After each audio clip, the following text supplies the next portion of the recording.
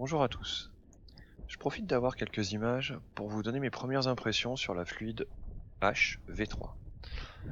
Les extraits qui passent derrière ont été pris lors de ma deuxième session de Wing sur cette MH. Je vais commencer par vous spoiler la conclusion.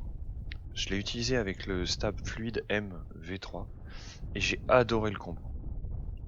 J'ai vraiment eu un bel effet wow à ma première session. Ça fait un combo plutôt facile à décoller avec une bonne glisse, très bonne agilité et ce qui m'a le plus bluffé, c'est sa tolérance et son équilibrage. Ça fait un ensemble qui, tant que j'arrive à garder une vitesse suffisante, me donne une impression d'être inarrêtable dans les surfs. Côté décollage, on est sur quelque chose de nettement plus facile qu'une Ypra Surf XL. C'est assez proche d'une Curve MH V2. Le décollage que vous voyez là est fait en début de session avant que le vent monte.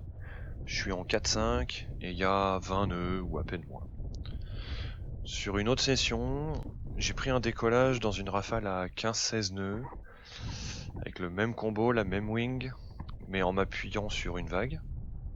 Après la rafale, dans ce vent-là, c'est difficile de caper fort, surtout dans les mousses du bord. Ça fait un premier passage de barre qui a été particulièrement difficile. Mais dès que le vent a pris 2-3 nœuds, j'ai pu être dans sa plage basse confort. Côté glisse, je pense qu'on est plus ou moins au niveau de la Ypra Surf. Donc c'est largement suffisant pour surfer des vagues, surfer du clapot. Il n'y a que quand j'ai essayé d'aller surfer de la houle et que j'ai comparé à la Veloce V3 que j'ai trouvé la limite. Dans une vague qui donne très peu d'énergie, la glisse supérieure de la Veloce faisait une grosse différence pour moi. Elle me permet de profiter vraiment des sections toutes molles, alors qu'il faudrait y faire vachement attention à ne pas perdre de vitesse avec la fluide. Côté agilité, je dirais qu'on est sur de la Ypra Surf XL qui aurait pris du ride to ride, de la fluide ou de la fluide HV2. Juste assez pour que ce soit agréable, sans être trop pour moi.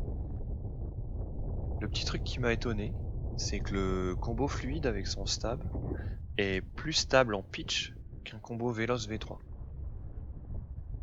En ce qui concerne la tolérance aux sorties et aux fortes incidences, on est sur quelque chose de bien meilleur que tout ce que j'ai vu avant. Il n'y a que la fluide V2 qui serait à peu près comparable sur ce point. Je finirai avec l'équilibrage assez magique du combo. Il est tel qu'on peut absorber des boss quasiment sans rien faire. Par exemple, lors de ma première session dessus, j'avais des vagues plus grosses que sur les images derrière là, avec plus de périodes, et j'ai vu piquer à 90 degrés dans des vagues qui s'apprêtaient à déferler, alors qu'il y avait une marche à mi-chemin.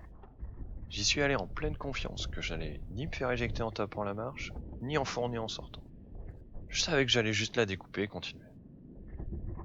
En Curve MH V2 ou en Ypra Surf XL, j'aurais probablement fait le tour. Ou alors, j'aurais pris de l'angle et j'y serais allé en serrant les dents.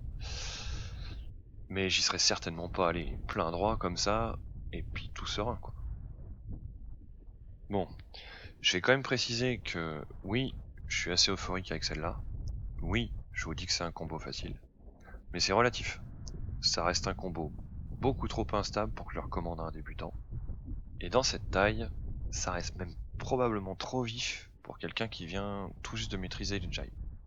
Sur ce, je vous remercie de m'avoir écouté, et je vous souhaite plein de bonnes sessions.